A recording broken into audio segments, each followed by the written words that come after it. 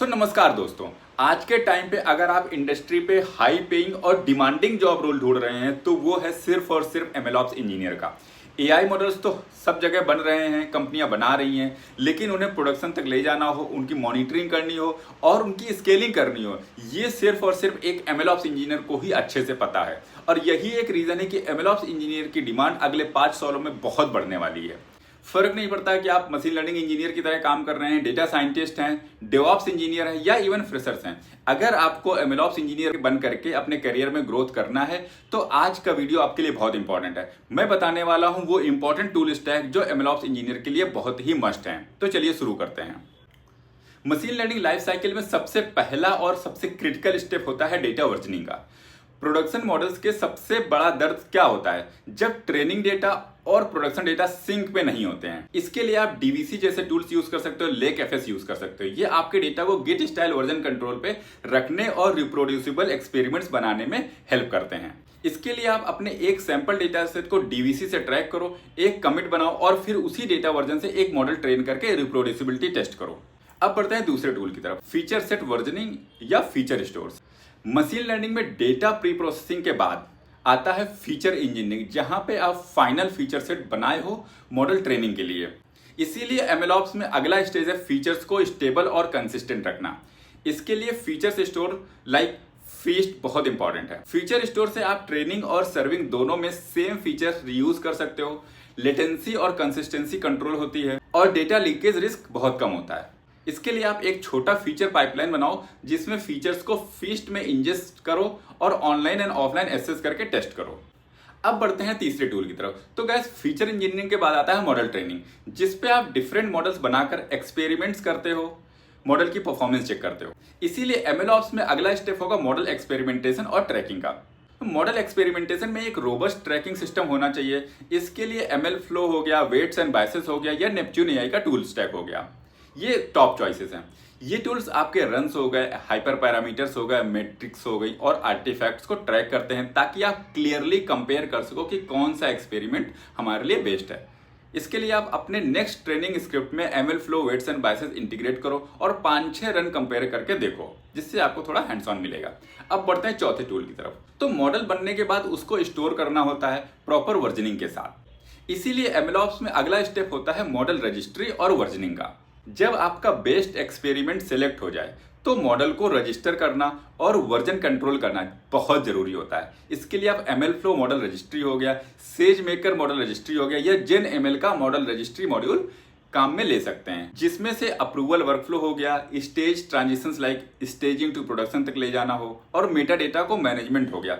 ये सारे काम इसके थ्रू आप कर सकते हो। इसके लिए आपको करना क्या है, एक मॉडल को एमएल फ्लो रजिस्ट्री में रजिस्टर करो और उसको स्टेजिंग से प्रोडक्शन स्टेज में प्रमोट करो। ऐसा करोगे तो आपको थोड़ा सा हैंड्स ऑन हो जाएगा इस टूल का भी। अब बढ़ते हैं पांचवें टूल की तरफ।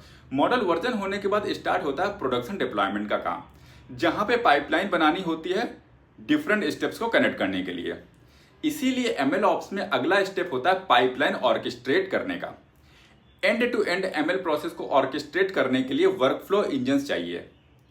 ये डेटा प्री प्रोसेसिंग से लेकर के रिट्रेनिंग ट्रिगर करने तक सब शेड्यूल करते हैं।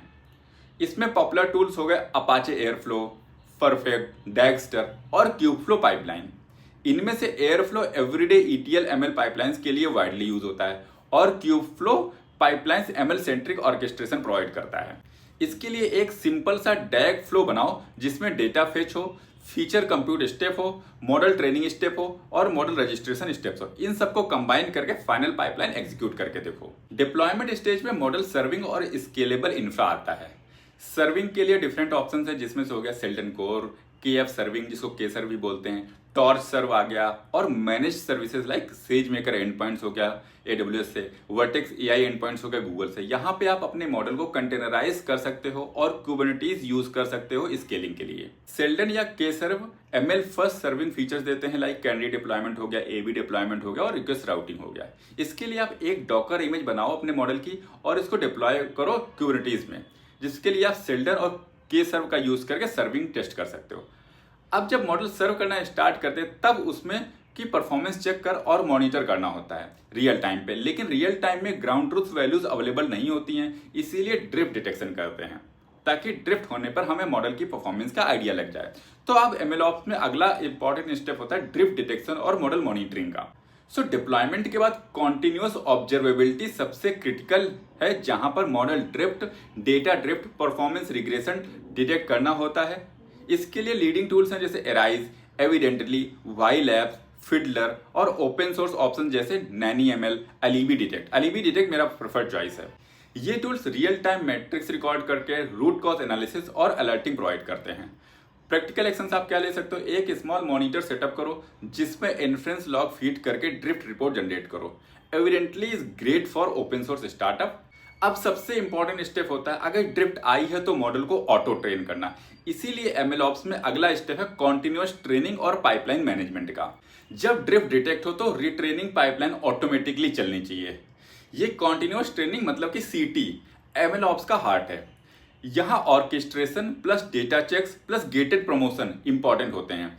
Airflow, Prefect, Kubeflow, cloud MLOps features जैसे सेज मेकर पाइपलाइन हो गया, वर्टेक्स AI पाइपलाइन हो गया, ये सब कॉमनली यूज होते हैं इसके लिए। अब प्रैक्टिकल एक्शन क्या लग सकते हो? एक ट्रिगर बेस्ड रिट्रेन डेमो बनाओ जिसमें ड्रिफ्ट अलर्ट हो, शेड्यूल करो रिट्रेनिंग डैग, वैलिडेशन करो और प्रमोशन करो मॉडल का।